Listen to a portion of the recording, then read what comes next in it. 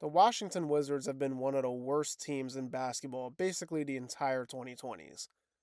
And they finally look like they have some interesting movement happening in the organization. Although the Wizards are currently 14 and 39 and near the very bottom of the Eastern Conference, it's been an extremely interesting season for this team. On the court, they've got some improvement from the important guys in their young core.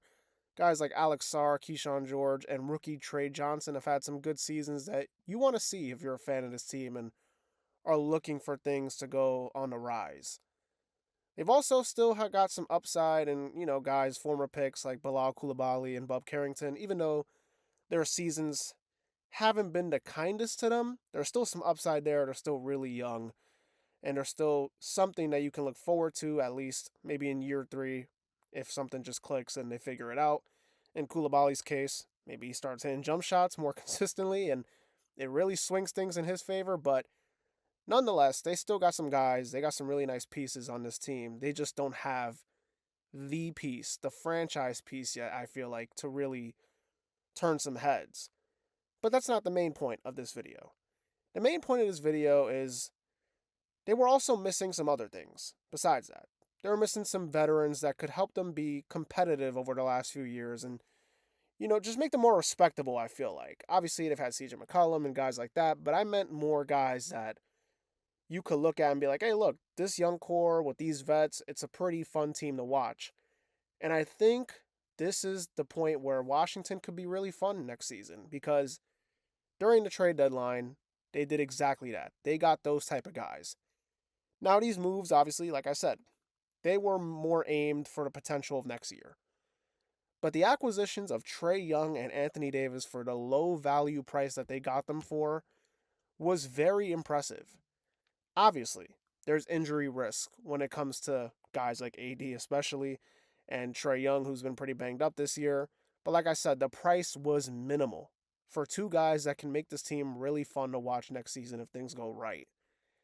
Mind you, in both of these trades, they didn't give up any real draft equity.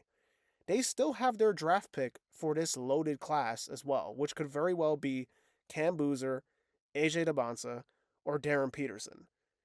And just imagine a lineup where next season you have Trae Young, Darren Peterson, Keyshawn George, Anthony Davis, and Alex Sarr in the Eastern Conference.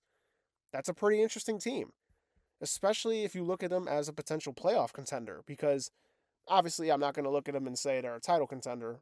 I don't think they're ready for that kind of leap. But I could look at this roster next year and be like, look, there's a world this team wins 44 games and they're a playing team and they're really fun and they find their way into a first round series versus one of the top three seeds in the East next year. It's definitely something I could see. And you got the young guys learning from these star level players in Trae Young and AD, just getting pieces of their mind, getting advice from them, getting shown real leadership while also, like, for example, these guys are guys that are going to perform on the court. These aren't guys that are just vocal vets. They're also going to lead by example on the floor and show you how it's done. And that's good to see for a young talent on this team. Also, in my opinion, I think the Wizards have a ceiling to, like I said, be a high-end playing team, especially in the Eastern Conference.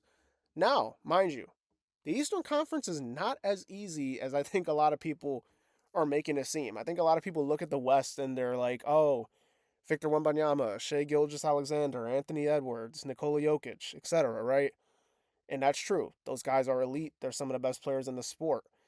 But the Eastern Conference has some nice teams in here, and overall, they're a deeper conference up to this point in the year. We got teams like Charlotte, who I think Washington and Charlotte will be a pretty good matchup next season in the regular season, or if they met in a play-in game or whatever. That could be fun. Toronto's not a bad team. Obviously, you look at the big dogs, the Cavs, the Knicks, the Pistons, the Celtics, etc.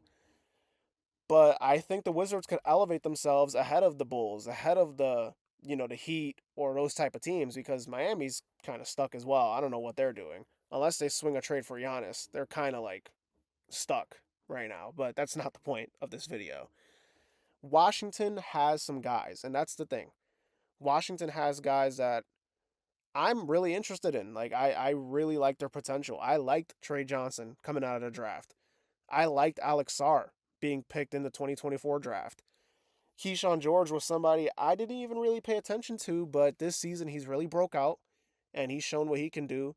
Bob Carrington was good last season. He's shown flashes of what he did last year, this year as well. Koulibaly's a two-way or potential two-way guy, but he's a lockdown defender. He's young.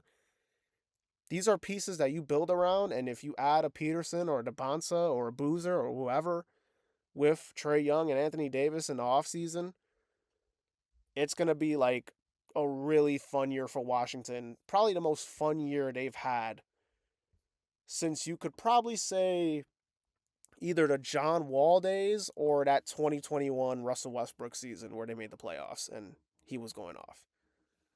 But yeah, Washington. Keep your eye on them because I think they're going to be a pretty fun team to watch in the Eastern Conference heading into next season with their nice trade deadline acquisitions.